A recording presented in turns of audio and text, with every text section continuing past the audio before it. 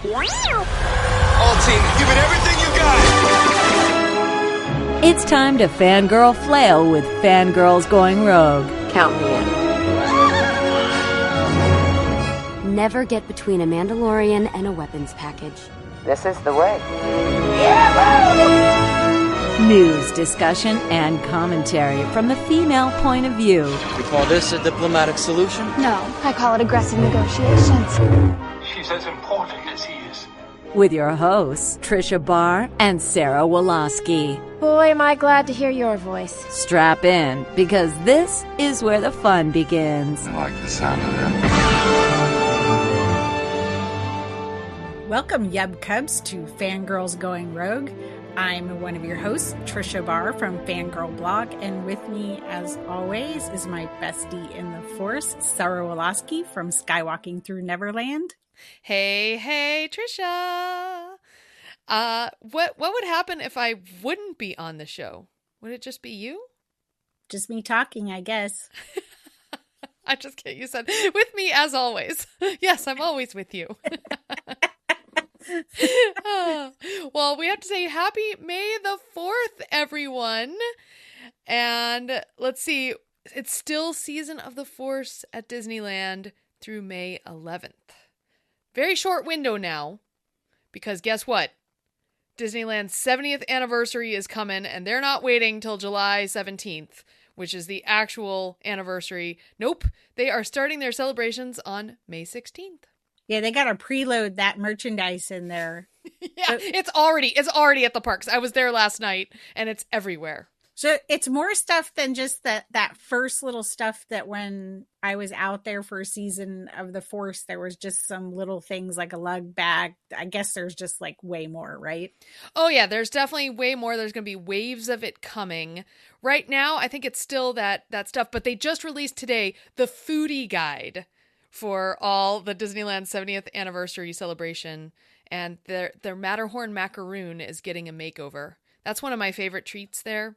If you love coconut, it's a good stuff, and they're confettiing it with all the colors of the Disneyland 70th celebration. I like the colors though. They're right. Well, they're kind of right up our Fangirls Going Rogue alley of colors. Yes, it's pretty, but I feel like it's like one too many colors. But we'll see. When everything gets on there, the banners, everything, I'm sure it will be very fun. I have my reservations for May 16th, the opening day of Disneyland's 70th anniversary. I'm excited. Sometime I'll get there it's a year long, right? I'll get there at some Probably. point. I'm sure. You know what? I don't even know if I've looked at an end date, but yes, usually they celebrate those big ones for a year. So you'll be here. We talked separately about you're excited to go to Universal's Fan Fest.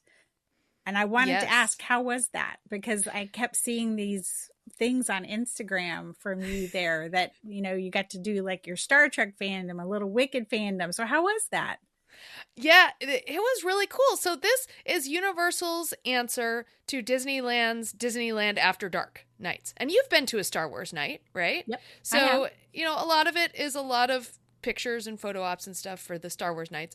Well, FanFest nights at Universal basically turned it up to 11. For one thing, it's not 4 hours long. It's 7 hours long. It's 7 p.m. to 2 a.m., and they have taken various fandoms 6 different fandoms that they think people will be into.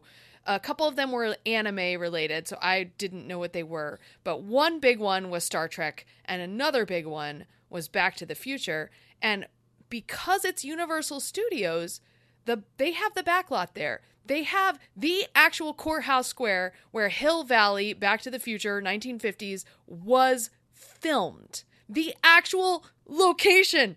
I was like so excited about this, and I was excited about Star Trek, so I dressed Star Trek, but the Back to the Future activation ended up being worth the price of admission alone. We were probably down there for an hour and a half, and what it is they have set up different vignettes from the movie, the first Back to the Future film, And they have the characters roaming around. So you can talk to Biff. You can talk to George McFly. You can talk to Marty McFly. You can talk to Doc Brown. You can talk to Lorraine.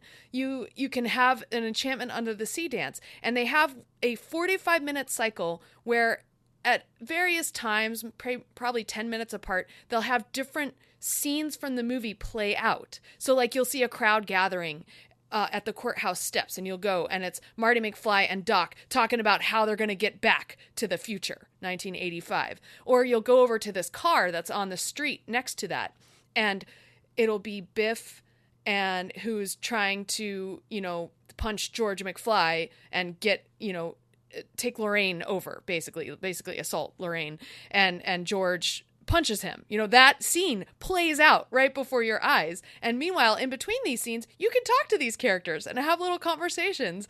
And it's awesome. And at the Enchantment Under the Sea dance, you can dance with yourselves. Like, you can go and dance with the characters. They kind of stick to themselves, but you can dance with them, like in the same location, and just have a ball as the band plays. And then Marty gets up on stage and does his, I can't guess you guys weren't ready for that yet. That whole scene. It's really cool. That's fun to sort of be in the story. And yeah, I get to be part of it. Do you get to interact with them, or are you just like watching? No, you interact with them. So they probably have different marks, like different times that they need to be at certain locations. But in between, they're just mingling with the crowd. And it's interesting because some people are like, they have their thing like, oh, I want a picture with Doc Brown, and that's all they do. But people like Richard and I, who are performers and who kind of do this, we just want to talk with them and banter, and you can do that to your heart's content. Like, we had this whole thing with Biff. Biff was like trying to do the games. Like, they had some games that you could play, and he was doing the games, and Richard was like, boo, boo, Biff, boo, and then all these little kids got in on it, and so we were all booing Biff, and he came over to us and started talking, and it was really fun. Oh, and then they also have, oh my gosh, the character who becomes the mayor. So like everyone was like, hey, you seem like mayor material. He's like, mayor, I think I should be mayor. That sounds right. Like they had the mannerisms down.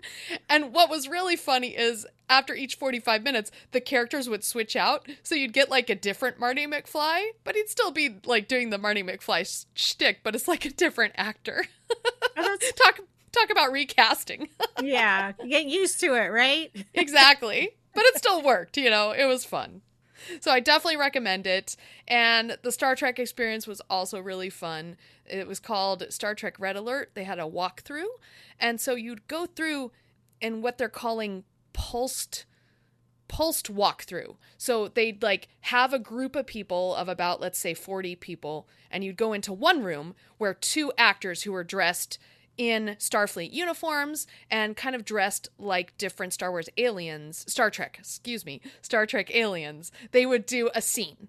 And then you'd be pulsed through the next room where there'd be another scene. And then, oh, here is the reactor core over here and it's acting up. Then you'd be pulsed through the next room, which was a gigantic turbo lift.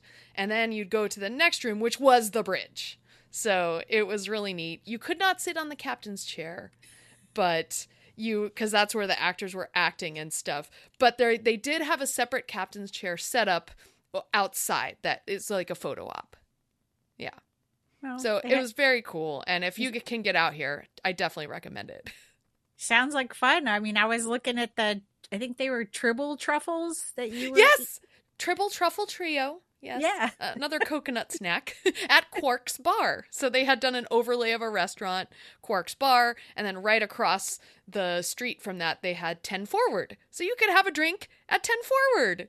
Even though it's not on the Enterprise D, it was still neat. And you could drink Chateau Picard, which is the wine that is from the Picard family winery in France. And they actually have Chateau Picard. You can buy it. And they had that drink available. It was $25, but I had a glass.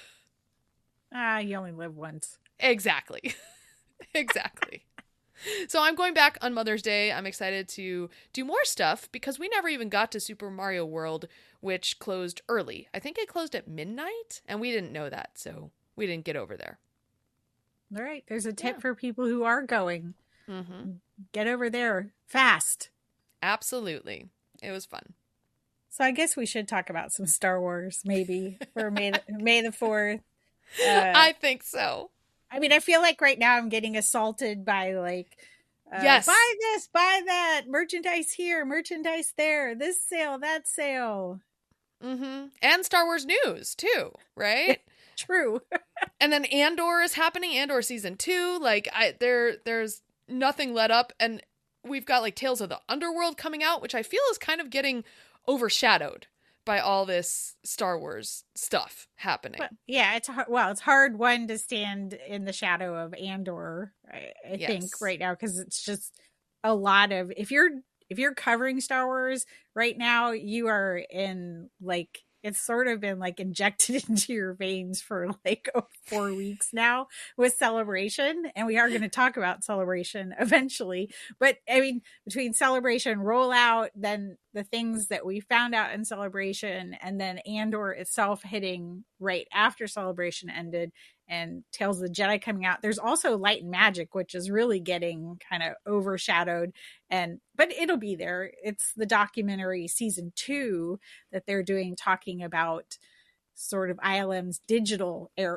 coming into the digital era. And it's interesting, but it's one of those things like, if you're like, oh, I'm just sitting around and I want to watch some Star Wars stuff, and definitely reminiscing about the, more of the prequel trilogies is really where they're going. So that's also an offering too. But, Tales of the Underworld is right kind of in that alley. We were so excited about Tales of the Jedi, and then we had Tales of the Sith.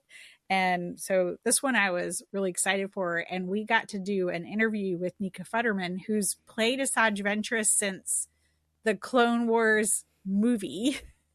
Which kicked off the Clone Wars era.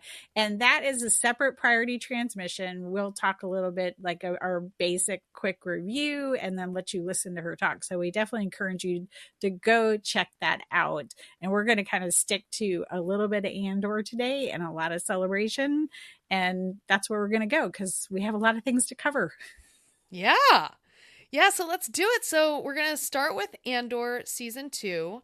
Right now, well, both of us have seen the entire season, but for the purposes of this conversation, we are only going to talk through episode 6 of season 2 of Andor, which is the first 2 story arcs. So, Tricia, you had a good thought, which was we each pick 2 things that we'd like to say or focus on about Andor, and then we will come back probably next month with a more full discussion on the entire season. Yeah, so why don't you go first? Yeah. there's so much on Andor, and we wanted to cover Celebration too, but I feel like some of this stuff is just going to be kind of things that we sort of fancy in the story and that we think are really interesting. And mostly I would just respect, like, I would say the world building and the storytelling effort in the world building itself that we're going to talk about specifically. Not that Star Wars does that well, but I think they really refined it in this show to like a next level. I think it's very apparent in this show. Like, it's stuff that we really focus on because we end up seeing these 2-3 times each. Yeah. And I would definitely recommend watch it once, watch the whole season play out, and then go back and watch it again, because you're going to see it a little bit differently for sure. And we're not going to spoil, we're going to try to stay away from spoilers, but we may point out some things that might be helpful for you as you're watching things play out. So I wanted to talk about the costumes. Nice. And we sort of talked about the costumes in season 1 anyway, because Mon Mothma is just like killing it in her outfits. And then we have a wedding, which just gives you like the chance to do an incredible amount of costumes. And the producer, when she was at Celebration, she said how many costumes they did just for the principal actors. I think it was like 4,000. Wow. And that's just principal. I think some of the background characters are just pulling costumes out of like Star Wars storage, essentially. Some people are like, oh, that's an alien from whatever. I'm like, yeah, I think they were just like, we need an alien, so we'll go get that alien from The Force Awakens type thing, because we want an alien. And that's what you should be doing. You should be building sort of like a stash of costumes and aliens that you can use in the future, but definitely these costumes are here to say things about the characters. And like your thoughts on the costumes as you've been watching this play out? Oh my god. Okay, are you asking me? Okay. Yeah. So I'm going to use some of the... So we did learn a little bit in the Andor Declassified episodes that are coming out each week. And one of those things is Chandrila. We get this beautiful wedding, right? So we get to see these costumes of Chandrilans. And it's very refined material. You can tell this is a rich culture, a rich society. But... This was not on the Declassifieds, but a lot of the material, like Mon Mothma has these different materials wrapping around her body. One of them is very smooth, and the other one almost looks like chainmail, but in a very beautiful version of fabric. But it looks like chainmail. It looks like she's either getting ready for battle or she's being roped into this wedding that she doesn't want her daughter to be in, and a connection with a family she doesn't want to be connected to. And a lot of that is what I feel we're seeing with Mon Mothma. There's also another scene. Oh, I believe it's when she goes to the party with with Davos Gulden's party. She's wearing this outfit that has like cutouts in the neckline in her outfit, but her jewelry is like this rope chains going around her whole neck and torso almost. So again, it's like she's being roped in and tied down, and yet in the most high fashion way you can have it. I know the one dress you're talking about. It to me sometimes it looks like it's like a rope tightening around her. Like yes, because the fabric around her neck is so tight. Like it is tailored to her neck dimensions specifically. Exactly. Yeah. So it's really very like she wouldn't be able to move really in that outfit.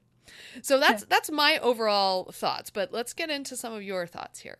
Well, one of the kind of the most obvious ties to Star Wars is this like white and black that the Imperial characters have worn since, George Lucas did the first Star Wars, and we see the stormtroopers in white, and that translates to the ISB, which is Dedra, but they also wear black sometimes, and she seems to be putting on white and black in different times. And choosing between them. Yes, that was a very interesting scene for her to be like, white or black? What should I do? That scene is tied directly to what her character is going through. I don't know, did you pick up when she was in the briefing with Krennic, when she's learning about this like master plan, that at times she looks disgusted? Yes, absolutely. Yeah, her little lower lip pouts out. And that's her tell for I'm disgusted. I have an idea. I know how this could work, but I'm disgusted at the same time.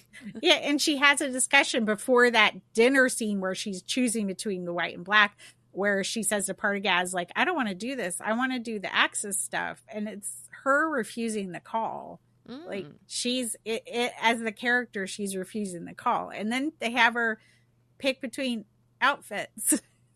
And I'm like, wow, that's really on the nose, but I kind of appreciate that she decided to put on the black. Like, yeah, she answered the call. She's like, all right, this is maybe really disgusting in some level, but it's for the Empire. And it makes sense. Like, she's sitting in this beautiful apartment. She talks about having been orphaned, and you can kind of see how it worked for her. So maybe I'm just going to justify it in my head, but the costumes the costume designer knows exactly what the storyteller is trying to say and is working with them.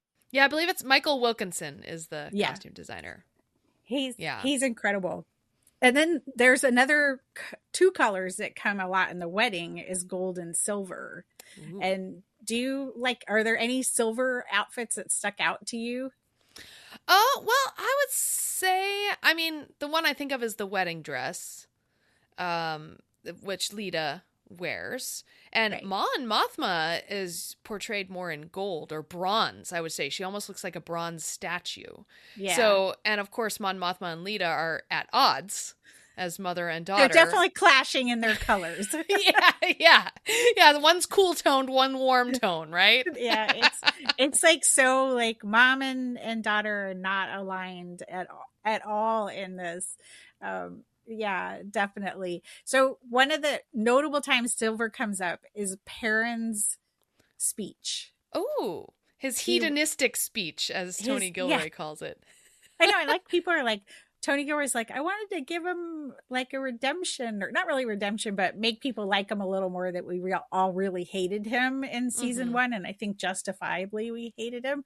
But I felt like there's two characters that wear silver specifically. It's Vel and the dress in the wedding.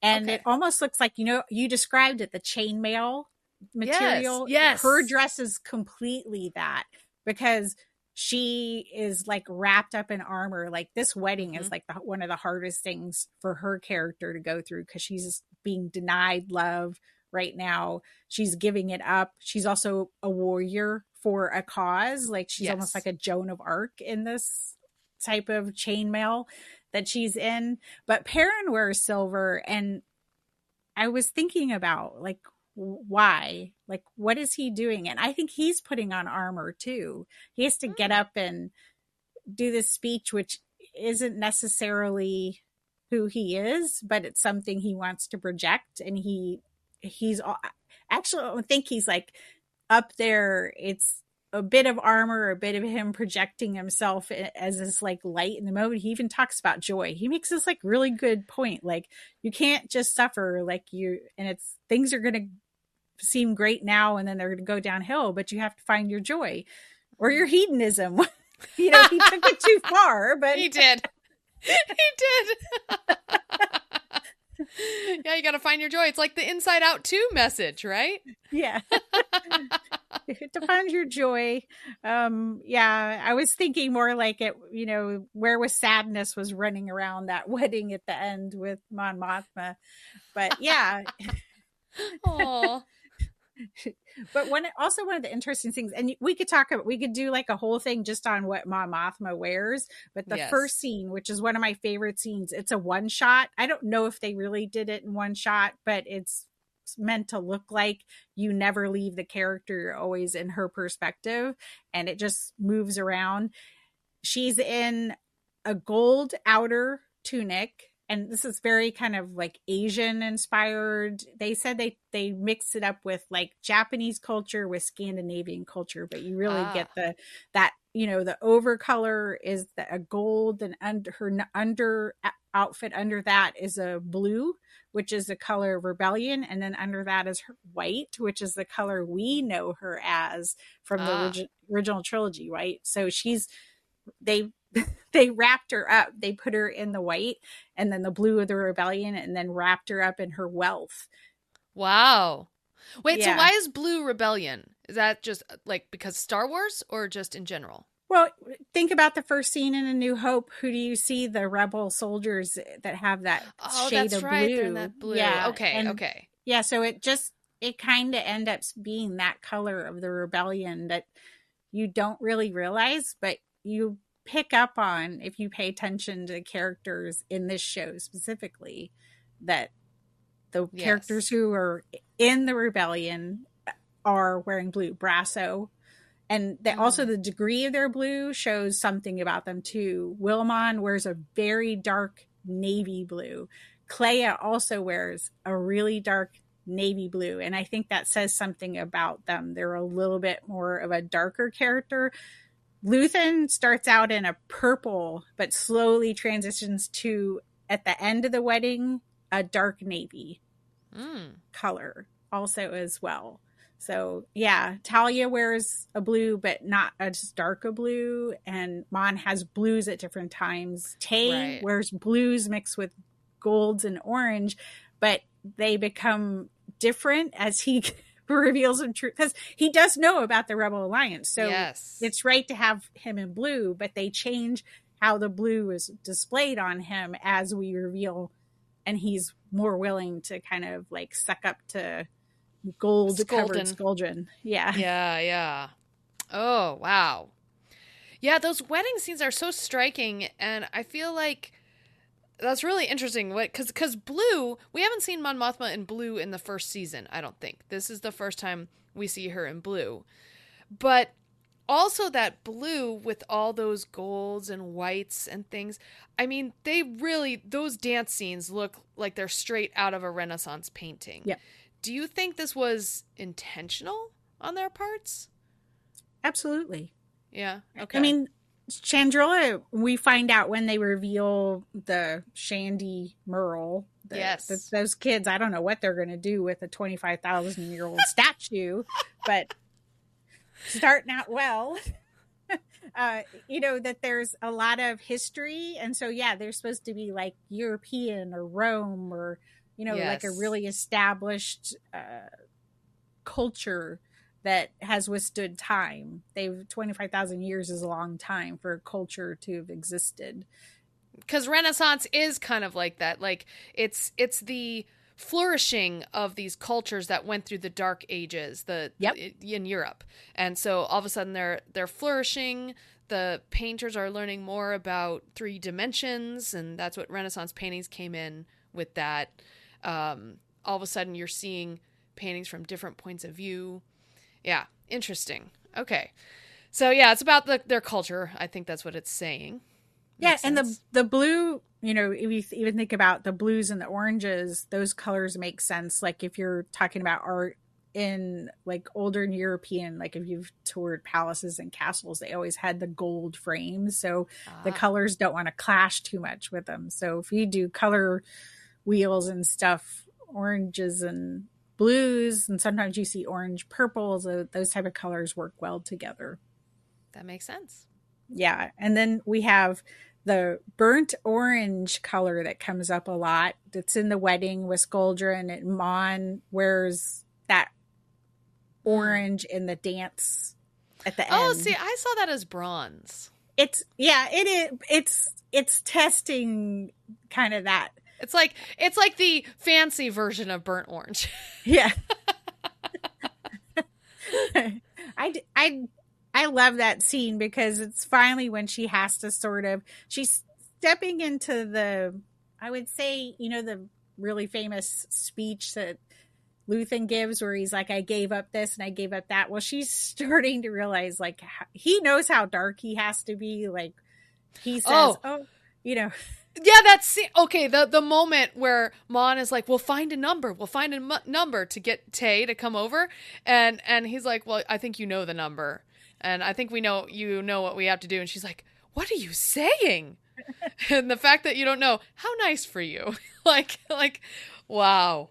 Well, and it all ties back to the first couple of episodes when she was like, I have a friend, and Luthen's like, don't do it. And she did it anyway.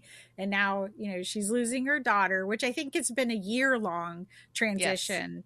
And I know people say, oh, Mon's doing this and that to her. Lita was red-pilled and doing this anyway. Like, she wanted to get married.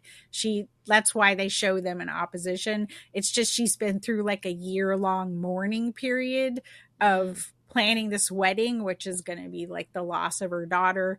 And then she loses her childhood friend. So she's essentially she's losing her adult self and she's losing her child self in that moment when he's like, the number, which is there is no number. There won't be a number. Right. He had too already, much. Yeah. He had already told her, he had said, what if he goes to Skolden? And then he says, I'm going to go hang out with Skolden. So she's like, oh, Luthen's right. Yeah. Luthen's right, good. But I don't have to like it. So I'm going to dance away this dance of catharsis. Yeah, I think we all felt that. And then there's one other color combination in the costumes I just want to point out. And there's an orange with red. And that color comes up on Kellen's wife. So that's the farmer fellow that helped Brasso. So Kellen's wife, her name is Aneth. Okay. I don't know if they ever say her name, but I did find it. And she wears an orange and a red. Edie has that spectacular orange with red that she comes into that white and black scene. Mm-hmm. And there's one other character who wears that color, and it's Bix. Okay. So are these like the nurturers, perhaps? Yes, they are the nurturers. They are the mommy figures in this. And there's, you see orange too. The orange is interesting because the mother groom stays in that kind of orange color, and so does Mon. But it's really weird because I think for them, they're not as much nurturers at this point because they're giving their children up. Right. So I think that says something about them too. Wow. Yeah, I love that. I also feel like just overall looking at all of these colors that they use in the different communities. So you have Chandrila, you have Gorman, you have the Empire, you have Coruscant, and each of them have a different color palette. And these colors are really depicting not only whether they're moms or what side they are, but really depicting your different cultures or communities within this whole show. And that's what makes this show so interesting, because you can really just watch all 12 episodes and just look at the colors, or you can watch all 12 episodes and just listen to the music. It's so dense. It's amazing. Well, that's one of the reasons I like Star Wars is I can watch it. Sometimes I'll do what I call watch it, where I'm not really watching the television. I'm doing something, but I'm listening to Star Wars, and I'll occasionally look at the television. You experience it completely different because you just kind of start to appreciate the sound design of something. And I haven't gotten to that point with Andor yet because it's so visually rich that at this point I'm still like, look at the costumes, look at what they're wearing, look at the architecture, look at the big field of wheat that they planted. They did plant that specifically, I wonder if they planted that where the poppies were planted for Wizard of Oz or for Wicked. I saw somebody who posted that they were like, oh, I saw this scene being filmed and I knew it was a Star Wars production, but they guessed it was Acolyte, and then it never showed up and they were so sad. And then they were like, oh, it's an Andor. Surprise. That's so cool. Yeah. So I'm kind of leading into my second thing that I wanted to talk about, which we've talked about a bunch, which is mothers. Yay. And there's a lot of mothers represented here. What do you think about what's happening with Mon Mothma particularly?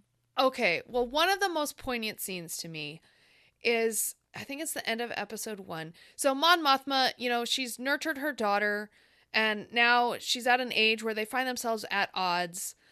I'm friends with some mothers who also have had that issue with their daughters.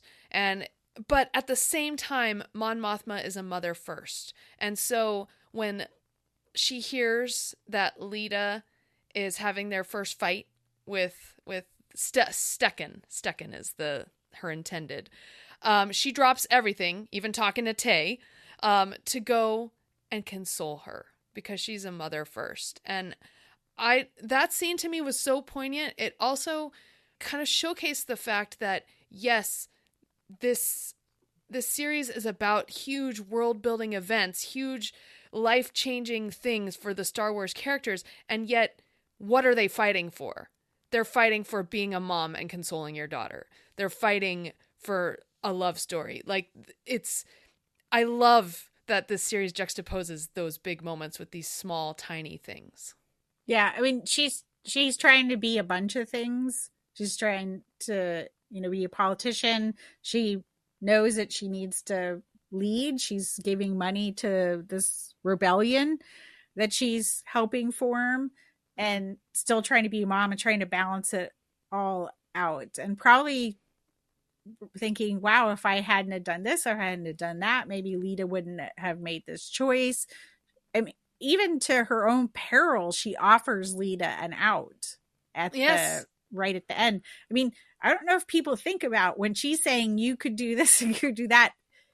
If Lita backs out, it's bad for Mon Mothma. I mean, Skolden comes down on her. She's on the bad side of some criminals on Chandrila, and that could ruin her political career too. I mean, it's not a little subtle you can be brave. It's like, I would give up everything for you type of thing if you want to make a different choice. Oh, that's so sweet. I also just love, before we move on to another character, I love watching Mothma, and this, how her story has grown so much, because I feel like it's everything we wished we could have seen Leia do, like in live action. Leia was also a leader. She's also a diplomat. She's also inspired. Yes, she can wield a lightsaber, but she could also hold her own with all the diplomats that is going on in the Senate and things. And she was a part of that. Like she went to that same, I think that same Senate thing that Padme did, like the Senate program for the little kids. From the books? Yes. Yeah. I was like, I wish I could see Leia like have such layers like this in a TV show. Let's see a teenage Leia TV show. Let's do it. Yeah, and even we see other types of mom. Edie is not such great of a mom. She's a Mother Gothel mom. Yes. Right? Yes. Very passive aggressive, very, knows how to say the things to jab and yet still sound sweet. Yeah, Catherine Hunter plays her to like, it's amazing if you just watch her performance, like with the fondue dip and the way she smacks her lips at different times, and she's banging the spoon in the dessert. Oh yeah. snack. Yeah. And then there's Dedra next to her, like precision, just peeling it back and eating, using the utensil exactly a perfect way. And there's Edie just like, I hate to say this, but I have lived that kind of mother-in-law. It's not her mother-in-law, but I've felt that vibe in my life and known that where it, even though she's down on Syril, she'll still be down on Dedra if she can, because nobody's going to be good enough for him either, because she wants to control him. She doesn't want somebody else to control him. So, it's just this really weird dynamic, which is good because you should see all types of mothers happening, in the story. But you even see like Kellen's wife, Aneth, where she kind of tells the kid when the stormtroopers and the Imperial show up at their, like, I don't know what it is, like their farm stand, that she's like tells the daughter, Bela, like, get back in there. Like she's going to be a protective mother. Oh there. yeah. Yeah. Cause she sees the eyes on that lieutenant, the straying eyes, right? She's like, yeah, you ain't gonna eye my daughter. Nope. Yeah. She knew what was going to happen there. Nothing good. Not at all. Maybe we should move on to one of the things that we latched onto from the first time we interviewed the cast. This is back when we interviewed, it was for season 1. We were into this twin flames, right? They were joking about Dedra and Syril like being flames, and then there was nothing, right? Until like the last moment of season 1 where they had that moment, and we're like, the whole time we're like, twin flames, and nothing happens. And then we get to this season, we're like, whoa. Yeah, so much. We had a whole meal, a whole feast of this weird relationship. Oh my gosh. So I would like to talk about the twin flames. So actors Denise Goff and Cyril Karn. Denise Goff and Kyle Soller are the actors involved. And oh my God, that dinner scene was so amazing.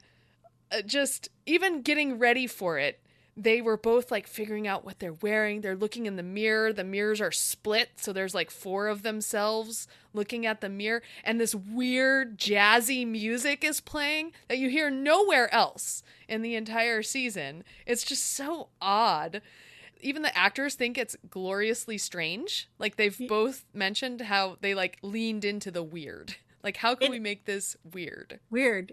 Like he, just like the way he moves the fondue fork to make sure it's like, well, I mean, we know the character's got a little OCD from his uniform thing in the first season, but that's just like a nice little touch where it's like, no, it's not quite straight.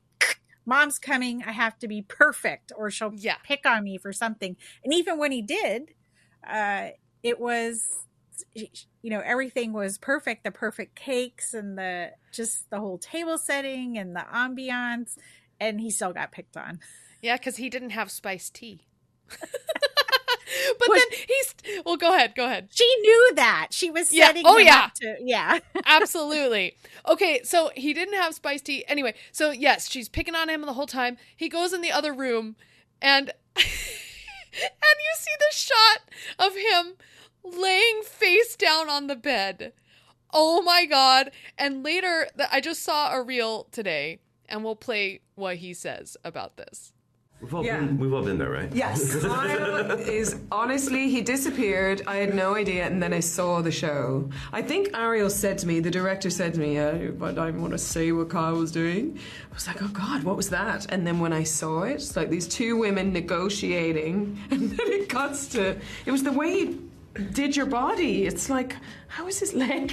Yes. Everything is still really straight. Oh God, it's brilliant. People are gonna love that. It wasn't in the script, huh? No, that's all him. As they're negotiating, Ari was like, so what do you want to do in here and stuff? And I was like, well, I know what I would do in this situation. And I've already had a season of Catherine Hunter, who's the most incredible mother to have. But yeah. And I suggested it and he went for it. It's so good. So, like, he came up with that himself. and Dedra didn't know what was happening. Like, she didn't know until they saw the film, the finished scene. And I love how they played it out, too, because everybody's felt like that laying on the bed. Yes. And she points out, like, even, like, his leg is, like, in this awkward position. But how they played it, that he hears them speaking normally after Dedra and Edie have had this like confrontation and Dedra's come out on top, and he sort of like, wait, everything sounds normal, and the ladies are getting, there's a little bit of soundbite, and then he gets up. Yes. And he walks out, and you're like, oh, and now everything's normal. It's so great. So I was just like looking through Facebook, doom scrolling as you do. And this popped up in my feed. It's from an Andor appreciation group. And I just have to read this. This is a post by Peter Krutoff, who I think he's a poet because he talked about this relationship between Dedra and Syril. So I'm going to read this. There is no kiss, no hand held tenderly, but make no mistake, this is a love story. It is a story told not through warmth, but through precision. A love carved, not grown, hewn from ice with the edge of a blade. Dedra Meero and Syril Karn do not love as the poets would have it. They love as soldiers might admire their own polished boots. They love as a craftsman loves the feel of a perfect tool in his hand. They love as tyrants love obedience, as zealots love the sound of their own sermons. When Dedra cuts down Edie with the cold efficiency of an ISB interrogator, it is not cruelty for its own sake. It is care. It is her saying, you will not diminish him, not anymore. Amazing, right? It is. And there's this kind of like masterclass of information dumping in this. We learn a lot about every character at the table, which a dinner party is like, sounds like a great place to do that. Like you just small talk, and we learn about the things like she grew up in the Imperial Kinderblock, which it wasn't Imperial when she started because she's too old for that. But I think that's just kind of speaks to her mindset. Like she's so into the Empire that she doesn't even remember that. It's just, I've always been an Imperial type of thing. And yeah, she doesn't have an example of love. Obviously, Syril doesn't have a good example of love. Right. And this is what they made it out to be. This is what they fashioned it to be. Yes, exactly. They didn't grow up in communities that taught them love at all. So what do they do when they see each other after not seeing each other for months? This weird, awkward peck on the cheek. Like, what even was that? And then we only have an hour? Turn out the lights. Just an hour? Turn out the lights. It's like, and then they turned out the lights, damn it. And we didn't get to see what happened. I think it would have just been too awkward. Like, I know. You can't like it. That's too weird. But I was here for it. That did crack me up when it got to that point. Like, turn out the lights. I'm like, oh my God, that's so funny. It was amazing. Like, they can't be intimate with lights, you know? Like, yeah. So I've listened to Denise Goff talk about studying female psychopaths. Oh, yes. Okay, go ahead. And she also talks about neither of the characters have an example of love. She does have that conversation. But she says that female psychopaths almost rarely kill or kill less than male psychopaths because they enlist other people to do it. That is freaking smart. Yeah. So, and she does that. That's what she's doing. Here's my thing, though. She already, when Krennic talked to her, she already figured out what needed to happen, right? Right. And then when Partagaz says, you're going to do this, you don't have a choice, she still wants to do her best for the Empire. And I feel like she's decided that she wants to make sure Syril is part of this.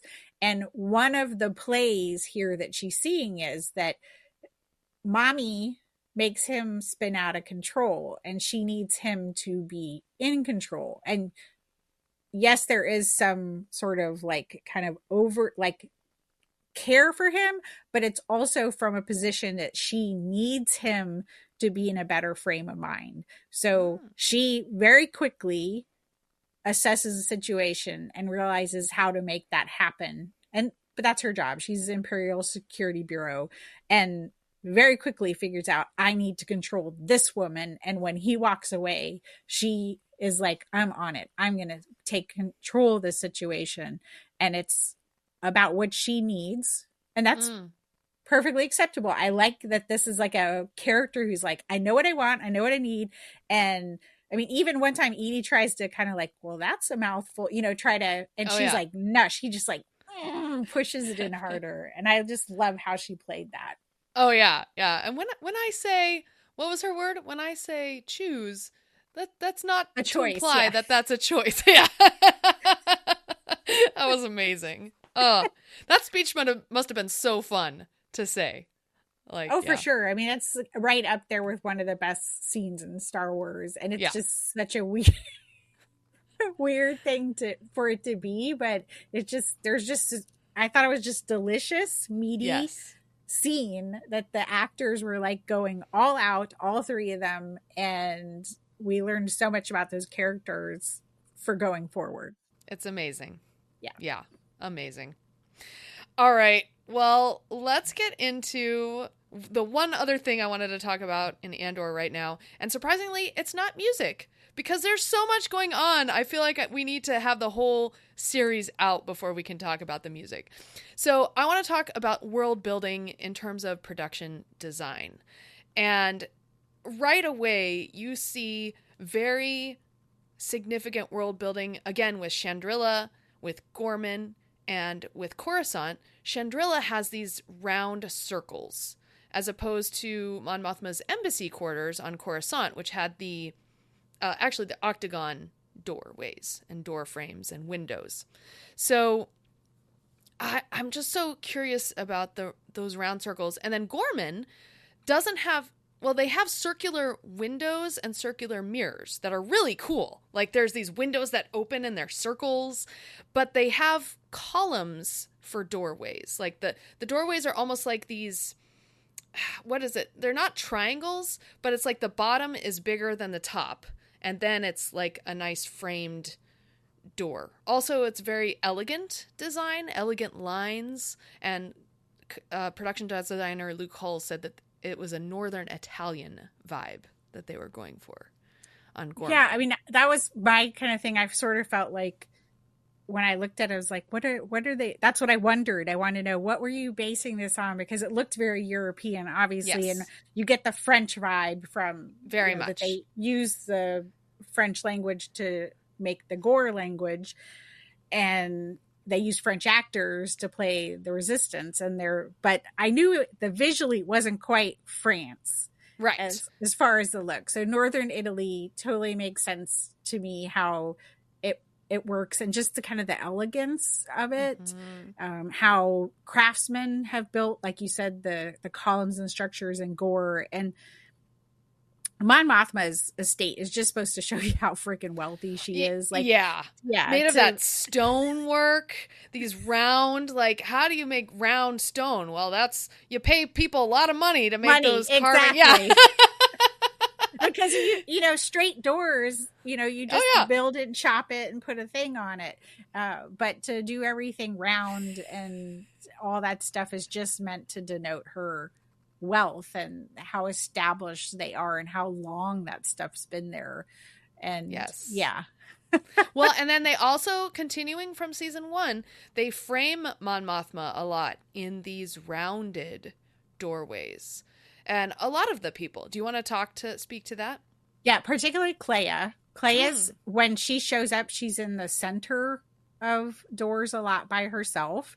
And I think they're saying something about characters when they put a character in the center of a frame, they're trying to tell you something about them. And there's a couple times when like Clea and Vel walk and talk, they walk through those doors together. You see Mon walking through those round doors together. One of the things I noticed was when Clea goes back to Coruscant, the place where they are working, their base there. Yes. The architecture's all round. Okay. Yeah. So among Coruscant, when there's a lot of brutalist things that we see, like Edie's apartment complex, the Imperial buildings are very brutalist. They're, the straight lines that are kind of the very parallel and perpendicular. Yeah. Yeah. So that is particularly a circle there. And then the Gorman Square, like their city square, is actually round. Yeah, it's a round. Circle. And then you have that big brutalist armory that's starting to show up in the background of it. So, that's, very deliberate choices on what they were doing in those different moments to kind of say things. Yeah, and also back to the wedding scene, Mon and Luthen have their discussion, the first discussion about Tay. Hey, what's Tay happening? What's going on? At a doorway. Yeah. So it's a crossroads, right? It's like, oh, do we go this way? Give him money. Do we go this way? Do we kill him? That kind of thing. So yeah, that's happening a lot in these episodes as well. Yeah. Wow. And there's also the big circle on the floor that they use for the wedding. It's when they have the dinner party, it's all in the same room, but there's a big circle on the floor, and then ultimately when Mon Mothma is dancing around, well, the whole wedding has circles in it, right? The whole wedding itself, like that's right. Ceremony. Step into my circle. That's the whole thing in the ceremony. Yep. And then when the choreography has them all going in different directions in the circle, and Mon Mothma is kind of weaving through that circle, but at the very end, she ends up in the center of the circle when she kind of does the thing and throws her hands up in the air at the end, that moment that we see. Wow. Look at that. Mm-hmm. Talk about storytelling there. Yeah. Well, let's hear. So in one of the declassifieds, Tony Gilroy talked a little bit about the world building. So let's just hear this very short little clip. Every time you see a plate or every time you see a spoon or you see food on the table, it's a bunch of people that are having long conversations with each other about how to do all this stuff. It's amazing. It's absolutely amazing. Of course there is. I mean, this is Star Wars. This is production design. Like, wouldn't you have this conversation if you were on the team? but I mean, I think that's, to me, the funnest part about storytelling is world building and trying to make everything in a room seem like it's meant to be there. And yeah, like Denise Goff did an interview where she talked about on the first season, she went into some of the Ferrix places and would like open the cupboards, and she's like, there's really stuff in there. Like, that's amazing. Yeah, it would be so fun to be the set designer. Yeah. Also, what I loved, speaking of Tony Gilroy, what he said at Star Wars Celebration, which is he boiled it down to Andor season 2 is about building community and tearing that community down. And we see that play out not only in the story, but just within this production design and the costume design. When the Empire takes more control of Gorman, you see more stormtroopers everywhere. You see this building, like you mentioned, this brutalist building going up in the background of their very beautiful round square, casting a shadow on the monument, which is what they don't want. So it's happening it's just happening everywhere. Costumes, everything. It's so cool. Yeah. Watch Andor as many times as you can, because you'll just see something new every time. Oh, so let's talk about our favorite scenes so far in Andor season 2. Do you have one? I do have one. It's that Mon Mothma getting drunk. Okay. It's from that moment where you mentioned where they're having the conversation in the doorway of, the car, yeah. The number, and Luthen's like, so nice that you don't have to know what well, it's more like you don't have to make the call. I think he knows. She doesn't really argue with him at that point, because she knows she messed up from he said don't do this to this is the repercussion of what's going to happen. And as she's dancing around, I made this point on Hyperspace Series when BJ and I talked about it, but every episode starts with Cassian and ends with Cassian, except for in the first 3 episodes, except for the last moment. How they play it out is the last thing you see is Mon Mothma, but it actually is about Cassian's story, in that Cassian, through this first 3 episodes, has realized that the rebels really need a leader. Yes. Because he saw what rebels are acting like without their female leader, no less. But so he's in this moment of despair, but he has come to the realization that they need a leader. And so they end that shot on Mon Mothma essentially getting drunk and shedding her skin, so to speak, like shedding the mother that she is, shedding this sort of idea that she could participate in a rebellion and not get her hands dirty, and that it wouldn't affect people in her lives. And so it's a brilliant scene that allows a woman to be a lot of things too, but it is ultimately serving Cassian's story, which is called Andor. So I can appreciate it. So as far as someone doing something with storytelling, I was like, yeah, the Tony Gilroy's like showing you how to do it. So that's my favorite scene. Wow. Awesome. I mean, that's up there, that too, but I have to say Syril is my favorite character in Andor, and he was from the very first season, when you end in that 3rd episode on the shot of his face when Andor and Luthen have outsmarted him, and he has done everything he thinks he knows is right, and it has all just blown up in his face. And I fell in love with him with his look right there. And so my favorite scene so far is when Syril has this meeting with Partagaz and Dedra in Coruscant, where we're finally realizing that he's been working this whole time undercover in Gorman. Or it's finally, like, we've had suspicions, but it's finally like, okay, yes, he's definitely working undercover. And so Partagaz at the end of this meeting says, "Excellent work, Syril." And then he leaves. And so Syril, he turns to Dedra and says, "If I say this is the greatest day of my life, does it spoil everything?" And his eyes, his look, it's like he's climaxing right there. I'm just going to say it. But this is the culmination of his life. And so I loved it so much. I think when I first saw that scene, I paused it. I was like, yes, thank you. Syril's got his moment. I was so happy for him. And I know that's weird to like this character, but he has ties with my grandpa, who I always used to call Grandpa Cereal. And then here's this character, Syril, who eats cereal. And it just all ties together. It works. Because yes. you still have to, that's good storytelling when you're like rooting for the character to achieve whatever it is that he thinks he wants at that exactly. moment.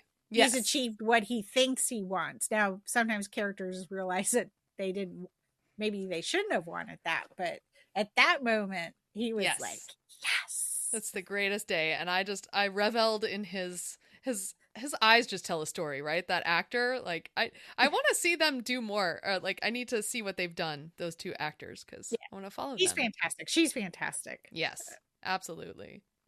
It's great. I'm sure you guys talked about Scott, what have you have that other people can listen to? Because there's so many things you can talk about this. Yes. So on episode 512 of Skywalking Through Neverland, Richard and I did a big conversation on episodes 1 through 3 with a special focus on the dinner party from hell, in which we talk about the dinner scene, of course, with Syril, Edie, and Dedra. I loved it. Yes, I love the title of that. I was like, yes. I had fun putting the picture together for that episode, the show art. The dinner party from hell. BJ and I talked on Hyperspace Theories podcast about episodes 1 through 3 because I felt like it's a really tight arc. It really lays into kind of some of the ideas we've talked about, acts 1 through 3 that happen in storytelling, and just what Tony Gilroy was trying to do with Cassian himself, where he was moving him in the story based on what we knew. So it's a in-depth conversation. But we do talk also about, we break it into Cassian's story, Mon Mothma's story, then also the refugee story that we see happen, and the Imperial arc. So, you have 4 things really going on structurally in that. And then we're holding off on the next discussion because we want to just do like a Gorman resistance conversation and really tie that into the parallels to real life resistances. That if you haven't seen the Declassifieds, Tony Gilroy sort of gives us now the hint of what I suspected, which was they were basing the Gorman resistance on the French resistance, like the French Revolution, right? Yeah. And the French resistance that happened during the Nazi campaign. Oh, okay. Yeah. But the French do like to have the revolutions, and, the French participated in the American Revolution. Even there were a lot of them that came over and helped during that. So, but we're going to kind of take a historical look at what's inspiring and because Tony Gilroy is like a history freak, and he approached this show like in his historical fiction. In my mind, he's like looking at Star Wars like he's telling you a true story of what happened, and he's built this whole thing where this is how revolutions would happen, and how damaging they can be. I mean, that's the one thing, right? We're already learning is that this show, people are dying, and just get used to that. Yeah.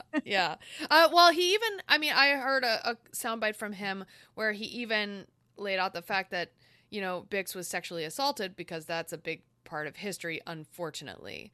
And that was why he chose to put that in there. But yeah.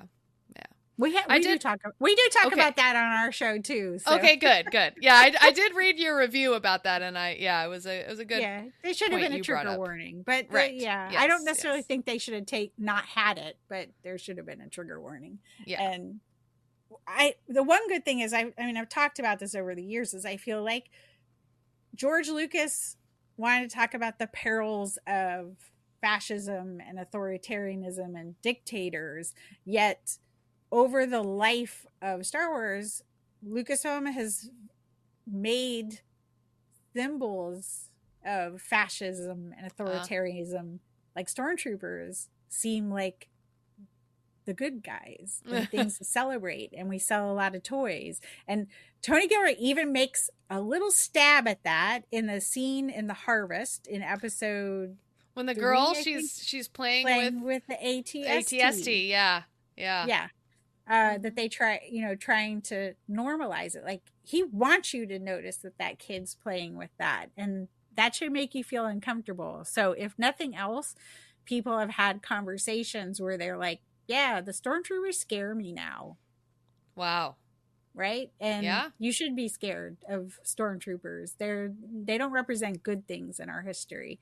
And, sometimes Lucasfilm has gotten muddled up in that, and George Lucas, I don't think, really paid attention to that legacy of Lucasfilm of allowing it to be normalized in our society.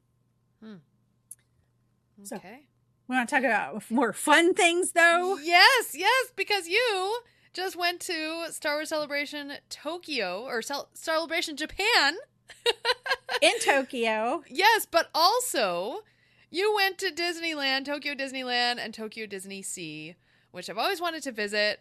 And I definitely, if it was not on Easter weekend, Richard and I would have definitely been there too, because that would have been a fantastic excuse to visit that as well. So do you want to take a little sidestep to Disney, and then we'll get back to Star Wars Celebration? I do. Okay. One of the things that I'm going to tell you as we were talking about Star Wars is that you have to attack Tokyo Disney like it's a battle. Oh, like, my. If you want to succeed, you have to plan. You have to strategize. You have to be in the trenches early in the morning waiting to get through those gates. They call it, what do they call it? Happy hour? Happy minutes, or it's not happy hour. It's 15 minutes. You get 15 minutes earlier. That's it? That's it. If you're staying in the resort, and then if you want to go to have those 15 minutes early for Disney Sea, you have to stay in specific resorts. You can't just be in any Disney resort. So you have to pay attention. Like if you're staying in Tokyo Disneyland, you can't get into Tokyo Disney Sea early. But those 15 minutes are crucial to your success. Wow. Because you get through those gates, and then you get to buy passes. You can buy, so they have individual passes. So you start doing that. And then you have like a set of passes that you can buy.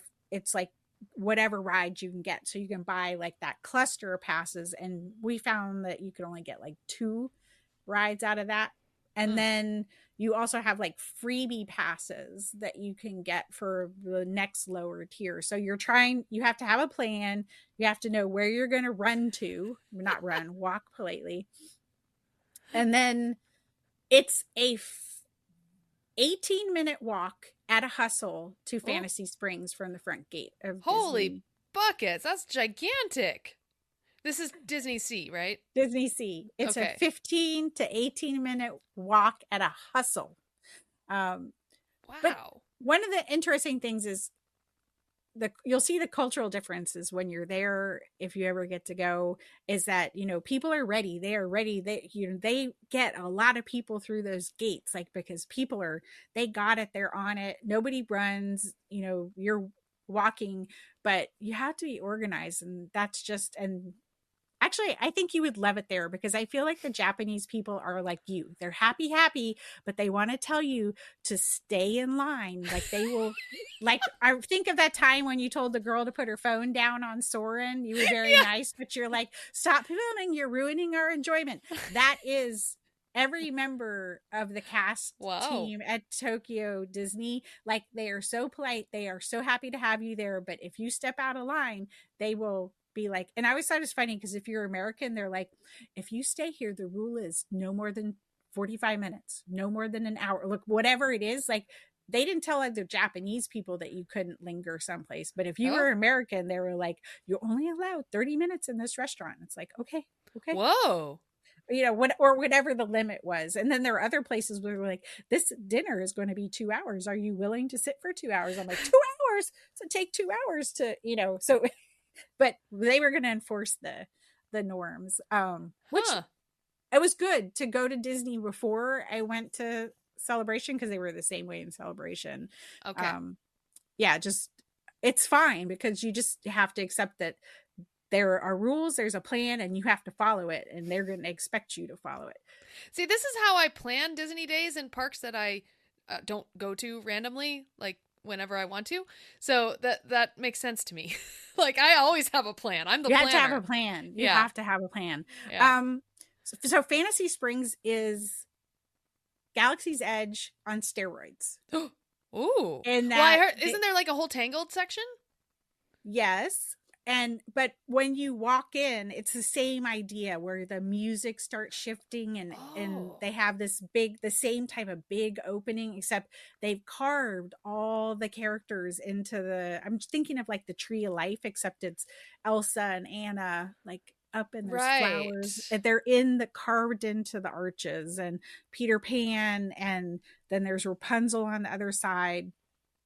But when people say Tokyo Disney Sea is the best theme park, they're not lying. Wow. Like, yeah. I mean, did you do 2 days there? 2 days, and I still can't absorb like how much stuff there was to do and how cool it was. And, you know, you see things about people waiting in line for popcorn buckets for 30 minutes. It's true. Wow. Mm-hmm. Now you got to mobile order, right? You got to mobile order some popcorn buckets? Yeah, in Disneyland, in Tokyo Disneyland, which I went to first, which is probably better.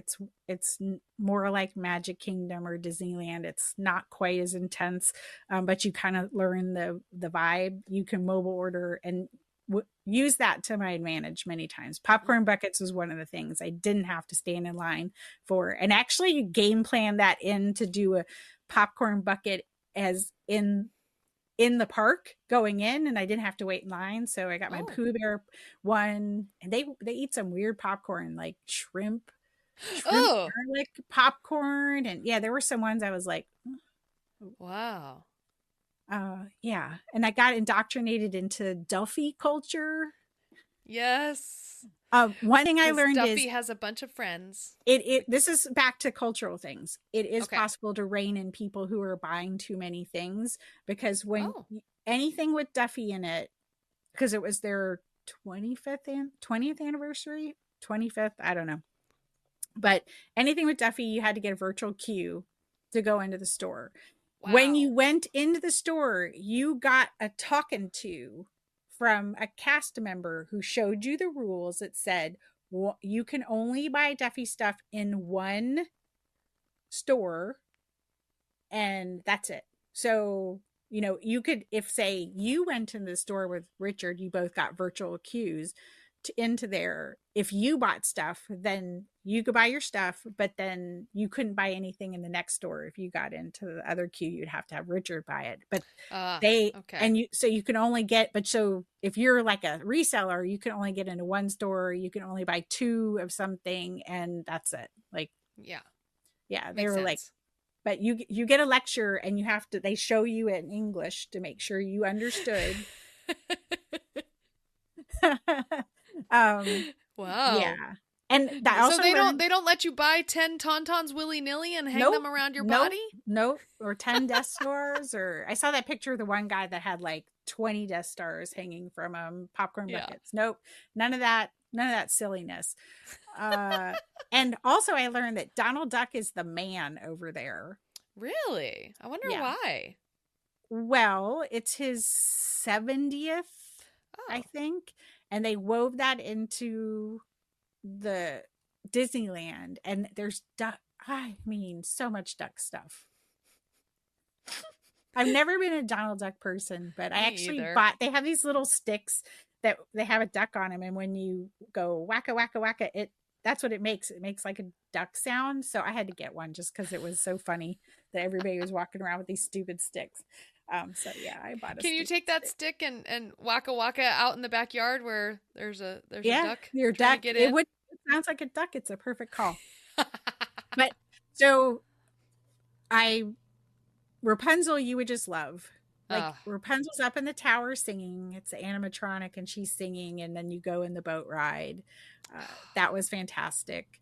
Frozen is essentially Frozen, but if we didn't have the limitations of building it in Maelstrom, if we could have made Maelstrom bigger. So it's the boat ride, but I think it's 2 times you go forward and backward, and then you go forward again, and then you go backwards again. So it's way bigger than Frozen Ever After. Does it also change when she hits the chorus? Let it go. Nice. Yeah, there's a little bit more to the story. So I don't think there's Marshmallow's not in it. Okay. That I remember. Yeah, it was a little bit different, but it was like, what if we weren't stuck in the Maelstrom ride and we could make it as big as we wanted it to? But then they theme, like there's a huge food hall there that is supposed to be like the castle. So like, you know, you can go in and eat in the castle. You mean the Arendelle? You're in Oh. Arendelle. Like the bathroom is like going through the town. To go to the bathrooms, you're like going through the shops of Arendelle. Cool. Yeah, that's what I'm saying. It's like Galaxy. It's that idea of Galaxy's Edge. Like you're in something. And one of my favorite rides was Peter Pan, because it's like a mix of Avatar mixed with Star Tours. You get in a boat, and then your boat goes, and it's, you know, there's people seated kind of like in like a Star Tours, but not as many. And then you are floating down a river, and then Tinkerbell comes and she waves on your boat, and then your boat starts flying. Pixie dust, yeah. Yeah, and then you fly through the adventure like in a pirate battle, and your boat's getting like flung away, and it's long. Like the ride is long, and people were just like giggling and laughing and having so much fun on it. So it's like Avatar meets Star Tours in a story about Peter Pan and Tinkerbell. That sounds amazing. Yeah. It was cool. Wow. Yeah. So like everything's a little different. Like there's a Soren, but there's a whole different introduction to it. You're going into the Museum of Flight. Okay. And then now, are things in Japanese? Are they English? everything. Are they mix? Yeah. Okay. Yeah. Okay. Like, and Beauty and the Beast, like I didn't even realize the first time I wrote it that it was in Japanese, because like they're singing the song, and I know, you know the words. Be our the guest, song. be our guest. And I think, oh, I know it. And then I realized, no, they're singing it in Japanese. Like, but it didn't matter. You know what they're saying. Yeah. That's a cool ride. Beauty and the Beast. So wow. Yeah, get to Japan. They're if you don't go now, like now they're rebuilding Space Mountain. Oh. And they're retheming some things, so that there's good things coming. Okay. But if they retheme like Space Mountain, I wouldn't go like right away. But Fantasy Springs part is finally tamed down, where it's when you first go in there, like when you first go in, you're like, you get to see everything. And then after an hour's passed and everybody's in the park, it's just, there's so many, you can't even imagine as many people. If you think about any Disney day when you're like, oh my God, there's so many people in the park. It's like, and I have a crowd thing. It's like worse than that. But everybody's respectful, but it's a lot of people. Okay. Good to know. That sounds amazing. I'm so glad you guys got to do that. But let's switch over to Celebration. Yeah. So you were there. You got to go. Did you get to go to all the main panels because of your wristbands? Yeah. Nice. That's good. Yeah. Hey, you work hard. Yeah. And it's weird because usually there's a lot more people that but there just weren't as many people from the like podcast blogger website community. There were a lot of people, but it wasn't quite as big. And then they had this like Power of the Force thing where they had like influencers there that so a lot of them do Star Wars, but a lot of them aren't necessarily Star Wars people, and they were kind of in another little section. But yeah, it was, I think they said 70% of the people at Celebration had never been to a celebration. So I think that's cool. Yeah. That is cool. It gives people new experience. It's kind of like Celebration Chicago. There was a whole different set of people who could go right to that one. But yeah, that's awesome. Wow. Yeah. And how was your experience? Like, did you feel like you got to see a lot of it, even though like they showed enough to people? Yeah, so between texting with you and BJ and some other friends who were also there, and then the live stream, like I'm so happy that StarWars.com has, or Star Wars YouTube, whatever it is, Lucasfilm does a live stream. And they'll stream many of the main panels that people want to see. And they'll just do like a whole 7-hour live stream. They'll incorporate, they'll go to different booths and they'll showcase some of the merchandise. They'll have the Star Wars live stage where they will interview like Tony Gilroy or whoever, Dave Filoni, or even who was announced as Star Wars Starfighter Ryan Gosling. Ryan Gosling, yeah. He was Yeah. like the first interview. So without having to battle crowds, it was really cool to be able to just turn on the live stream, sit down on the couch and be like, all right, we get this overview of Celebration. Didn't have to travel 12, 13, 14, whatever, however many hours. And what was awesome about the time change as well, from Los Angeles to Japan, I think it's like 18 hours difference. But what would happen is the whole day, we would have our whole day. Like we'd do work, we'd do whatever we needed to do. Then at 6 p.m. is when it was 10 a.m. in Japan the next morning. And so we sat down at Thursday night at 6 p.m. and we're like, great, let's watch this live stream till midnight. You know, it was amazing. So it worked out really well. Yeah, I mean, I think though one of the ones you guys didn't get to see was The Mandalorian and Grogu, right? Correct. They didn't show that one. They did not show that one. I'm going to be honest, you guys didn't miss anything. Oh no. Yeah. I mean, we saw all the news, of course, coming out of it. Yeah, it was one of the weirdest opening panels I've ever seen. How was like in the room, how was the feeling? Because a lot of those panels are very exciting. It was weird because it's a Mandalorian Grogu panel and Kathleen Kennedy and Dave Filoni come out and Kathleen Kennedy goes into right away, we're going to have a new movie. And I'm like, okay, this is like weird because we came to see Mandalorian and Grogu and that's what it's titled. And it was weird. It started late and then they brought out Ryan Gosling and they brought out Sean Levy first. And then he said, there's been rumors and, but yes. Really is Ryan Gosling going to do this? And it's obvious that Ryan Gosling is a huge Star Wars fan, but it was very strange. It felt like they hadn't practiced it or it hadn't the hosts, they actually didn't bring out the hosts at first. They didn't come out to the Mandalorian Grogu part, the local hosts.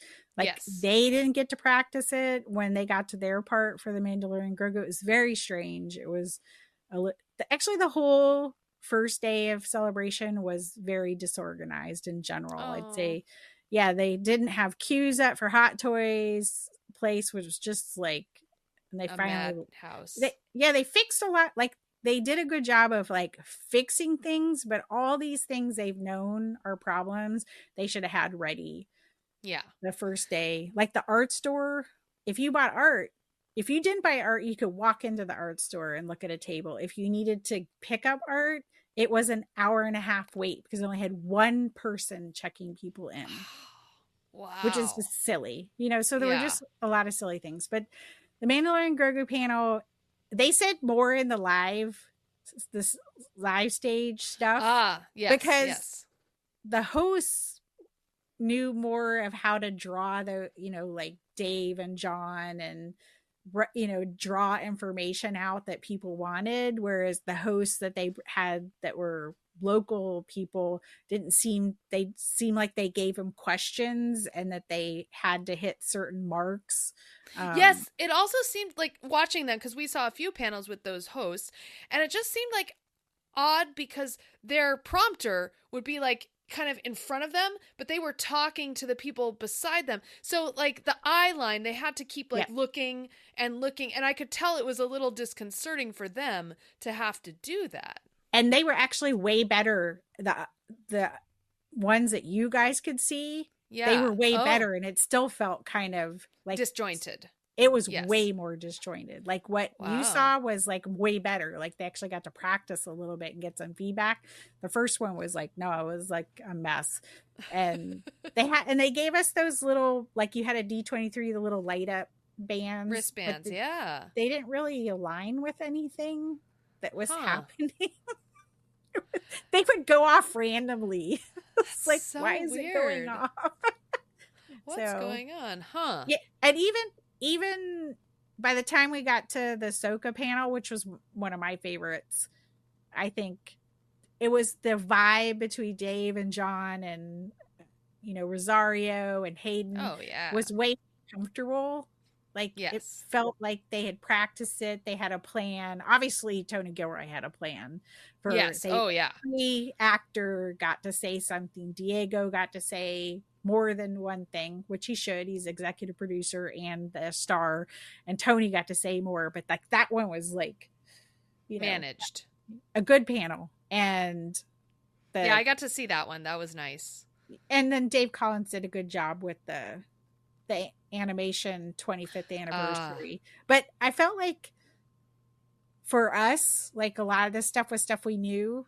Okay. That things they talked about until they got to the point of revealing.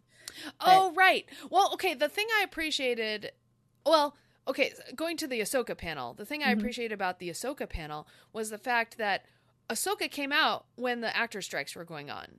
Yep. So we didn't get anything. We didn't get roundtables. We didn't get any press with the actors. And so they kind of retconned that. Exactly. In this Ahsoka panel. Yeah.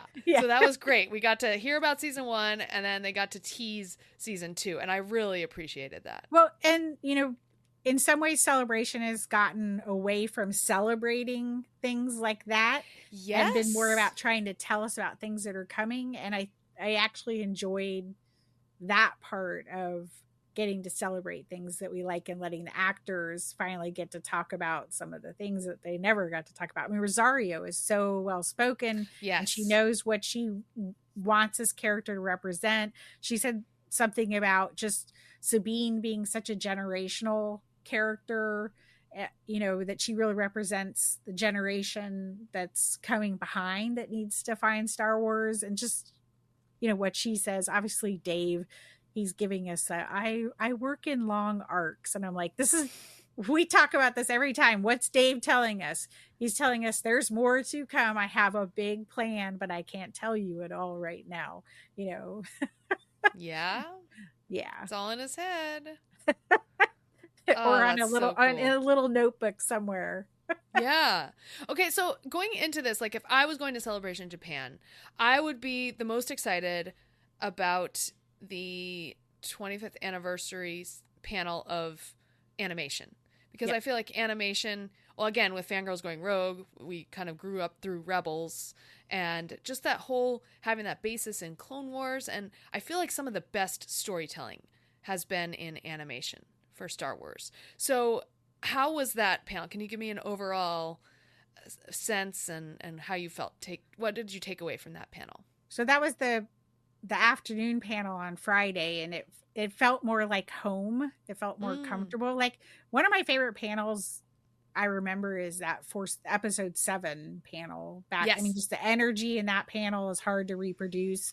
The only other time I felt more energy actually was Celebration Europe when they announced Thrawn for season 3. Like that was the high bar of any panel. But this one felt kind of like towards that Celebration Europe panel where there was just like a lot more comfort and people were just looking forward to hearing what Dave had to say. Carrie Beck, I think, was supposed to be on that panel, but they made the point of saying that she was getting things ready for Ahsoka. Yes. So she couldn't be there. So Athena Portillo went out and she runs animation. So I think it made sense to have her there. And she came out dressed like very Sithy. And I was like, she looked amazing. Yeah. Yeah. Because later she was on the live stage. Yeah. But she was great. Yeah. She made the point of saying, I guess I said, well, what would you like to tell people about the future of animation? And she goes, maybe we should just show them. And that's when they showed the mall stuff. So that was fun. Wow. And then as it was showing on the main screen, you could see they were setting up on the side screens that Sam was on stage lit in red, but everybody's watching the thing. And then they had Sam go, play it again in the Darth Maul voice. And, he knew. Oh, yeah. Oh, I'm sure he is tickled to death to be in a series starring Maul. I'm going to be curious because the way some of the things that Dave Filoni said and some of the ways Sam talked about stuff, I wouldn't be surprised if he's a potentially an executive producer or a story credit in this. I could see that happening because he has a lot of knowledge, and I know he and Dave and David Collins, and they're all like big friends. I feel like Sam had an idea, and they kept talking about. Well, we know the story that Dave said, oh, I have these little short story ideas. And then, Carrie Beck's like, okay, here's some money. And then he said, what would you do if you could do anything? Oh, I would do finish the Clone Wars. Okay, here's some money. And I felt like maybe Sam had an idea and Dave thought that was a good idea. And they said, and they found some money to do it. Nice. I mean, to me, the most intriguing thing is that Twi'lek character that's in that trailer, that I feel like we're going to see Darth Talon. And this was was Darth Talon in, I know she was in concept art for Force Awakens because BJ was talking about that. Yeah, and comics. Okay. Yeah, but I mean, you could move her the idea still works. You just move that idea to someplace else. But I think we might get that. And as an apprentice to Maul, right? Yeah. That would be neat. That would be really cool. And what I'm wondering is how many seasons could this go? Because I feel like there's a lot of story that you could tell. I don't know. I think it's a one shot. I think we're biding time to get to something else. Oh, okay. Yeah. Okay. I think there's things they wanted to. I feel like everything's got to synergize eventually with this era that John and Dave are doing, that the animation has to sync up with it eventually. I don't know. It needs to all, there's hints about the path that come out in Tales of the Underworld. And I feel like there's all those things in that era that can kind of work its way into animation. Was there any merchandise that you had your eye on, and were you able to get it? Because I heard the merchandise store was quite the experience. It was an experience. The one thing I really wanted was that it was the different character art, the badge art, but they had a panel, like the folding panel. Apparently there were only like the panel, the Japanese panels that have the art. There were only like 100 of those. So yeah, VIP. But they were, when I saw it actually on display, I was like, oh, it is so gorgeous. And it was only like, I don't know, I want to say it was like 18 inches high and maybe a couple feet wide set up. But that thing was gorgeous. But, a lot of the stuff was the first day, and I was in the store the first day, they didn't have things hung on racks. So you'd literally have to push up to the front and then yell, I want a small. And then the staff would like dive into the boxes and see. And eventually they just gave up and they're like, this is a large. And people would like reach over and grab and then pass it back to people. So you just had to kind of like pay attention. What? Oh, there's a small. And then kind of, That's so crazy. Yeah, it wasn't safe, actually. It was not safe. And same thing with the t-shirts, it wasn't, you just kind of had to push to the front. And so, yeah, the store was a little crazy. But the thing that I really wanted to get was the Hot Toys store. I'm going to tell you that they love over there hanging their little charms. Like you'll see people in Disney with 50 charms on their purse, on their on the strap of their purse. They have bags and they'll hang the charms. So those little Cosby charms are like what they want. And so it was like insane to get in that store. And everything was either Baby Yoda Grogu stuff, which of course he's cute and so he's perfect for a charm, or the Ewok stuff because they're cute. And then they had the Imperial Stormtrooper with the cherry blossom. Yes, I heard that. Yeah, that was a big seller. Yeah, that was gone the first day, and I didn't want it. It was beautiful though, but yeah, all those. So there was tons. There were still by the last day still tons of those Cosby things. I think certain ones like Wicket sold out early. What did you end up getting? I got. Oh, I'll show it to you. I can't. There. Okay. So they have like those Cosbys are like their Funkos. If it's not a charm, it's like that. You so got an it's Ewok? a little bobblehead, and he's a little bit smaller than a Funko Pop, And then I didn't know they. So it's an Ewok. Was it fur? Is it fur Ewok? Yeah, and that's then, Wicket. That's him pounding on the Stormtrooper helmet. And then I got Hera and Sabine. Oh, look at that! And so I see Hera pulled out. Yeah, is Sabine there or no? I don't have Sabine there. Okay, I don't know where she is, but that's cute. Wow. Yeah. So anyway, yeah, those were cute. So I really wanted to get into that Hot Toy store. So I got in there, and then one day I just wandered the hall, and they had a store called, let me get this right, Baby Yoda, no, Grogu is Cuteness of Life or something like that. And it was just like all these little Grogu stuff. And they like their bags, like they're, because you don't buy plastic bags, like you bring your bag. So they had this thing where you could buy a bag and then hand stamp like your own design. So you could make your own custom bag. Wow. And I had plenty of bags because they give them to you at Disneyland for every time you go, they give you a bag for yours. So I was like, I have too many bags, but it was a really cute store, and you had to go get a ticket and then hope you came back in time because they didn't they're like about 3 hours. Oh my goodness. In about 3 hours we'll call letter I. So. Wow. So you didn't get a bag, but what did you get? Or did you? In that store, this is really it's like different for us too. They're candy stores or whatever. They like to sell like candies of characters or cookies. So they had the macaroons that he eats in in the Mandalorian. Yeah, they had those. They had boxes of them. So they weren't like fresh macaroons, but anyway, they had this cute little Grogu is cutest in the that's what it's called. Grogu is cutest in the galaxy was the name of the store.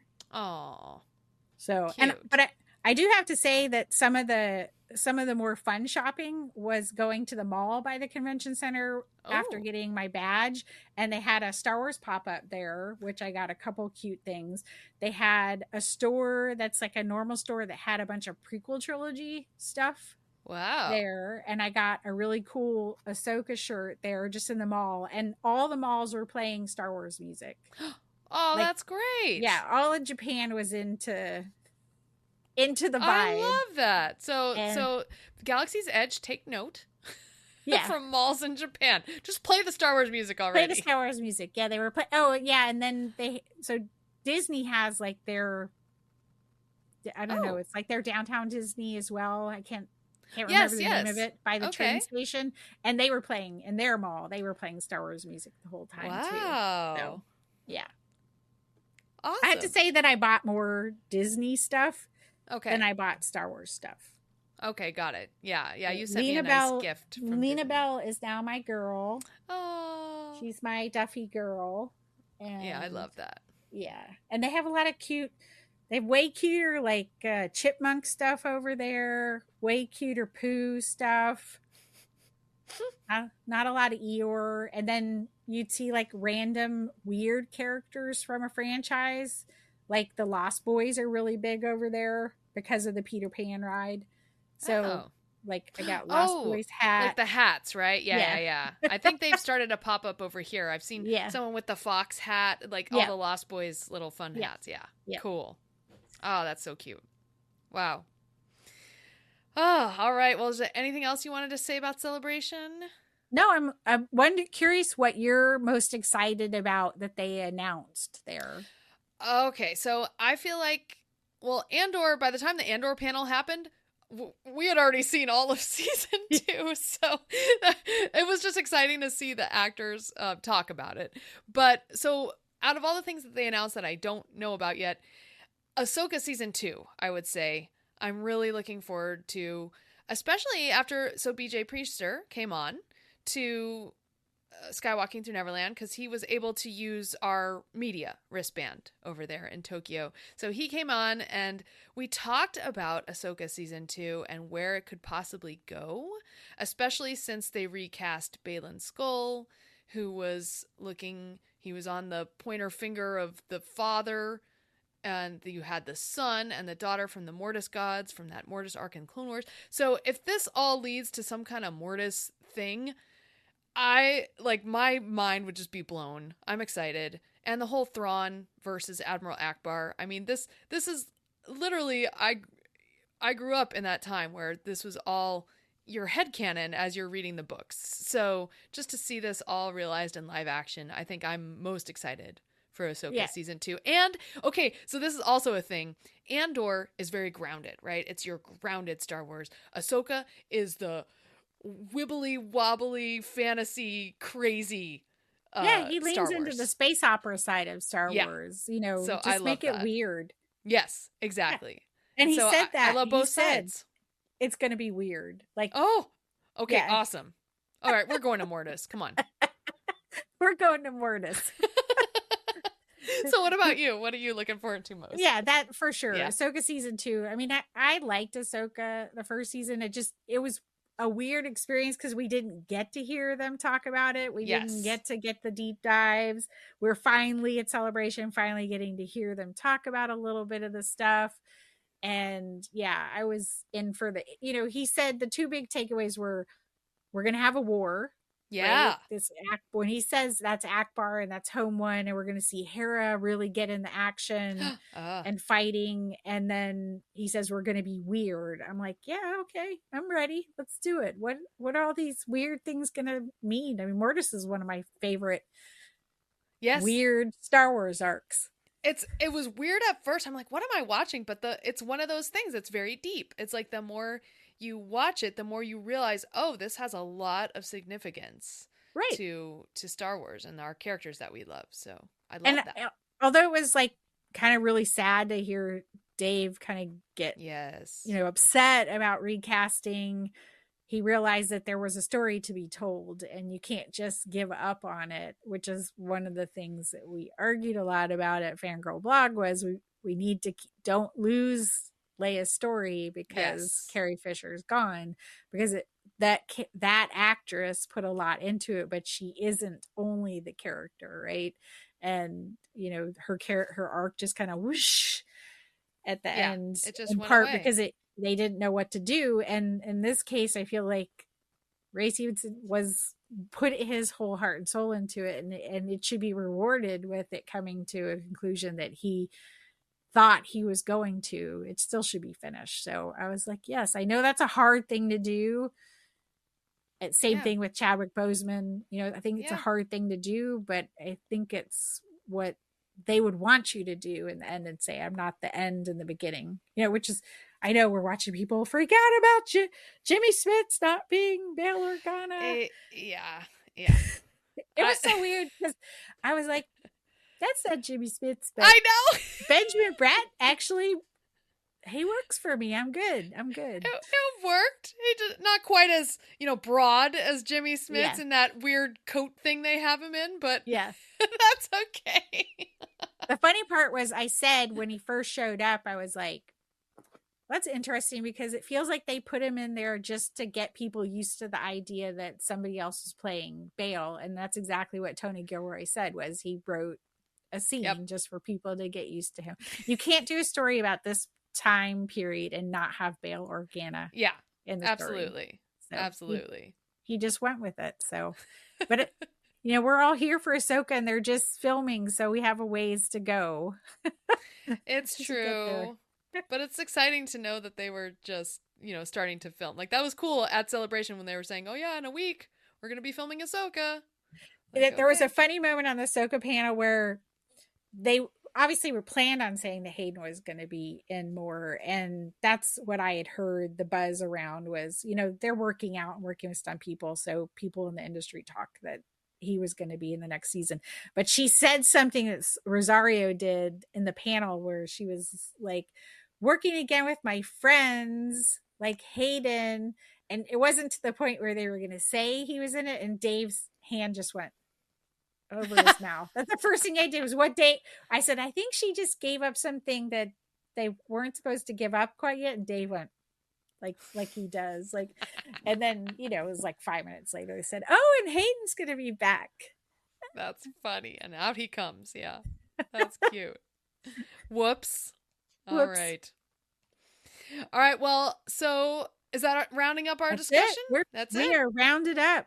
Okay. Well, if you want to hear BJ Priester talk even more in depth about Celebration, we went through all the main stage panels. He takes incredible notes, by the way. Yes. Let me just say, it was like we were watching those panels.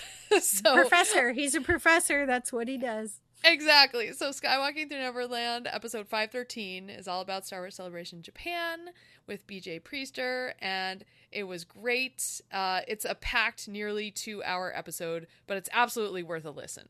So, yeah. Definitely. And that was his job was to take notes, and my job was to snappy videos and pictures. And every once in a while I'd be like, Snap, I need you to take a picture because I'm filming video right now. That's cute. I love it. It's good. It's good to be able to do this together with someone because to try to do it all yourself is a lot. Exactly. Yeah. All right. Well, that ends this episode of Fangirls Going Rogue. Hope you guys enjoyed it. It was another long, fun episode. And in between shows, you can visit us over at fangirlsgoingrogue.com. We are also on Blue Sky. And anywhere else you find us, we are at FG Going Rogue. Tricia is at Fangirl Cantina. And I am at Jedi Dink. You can send us an email, contact at fangirlsgoingrogue.com. And you can also find us on Facebook. Just search Fangirls Going Rogue. You can like the page or request to join the group. Just please answer those questions that pop up or we can't let you in. Please go to Apple Podcasts or wherever you listen to podcasts and leave a positive 5-star review. We need your reviews so more people can find us. So, until next time, do. Yep.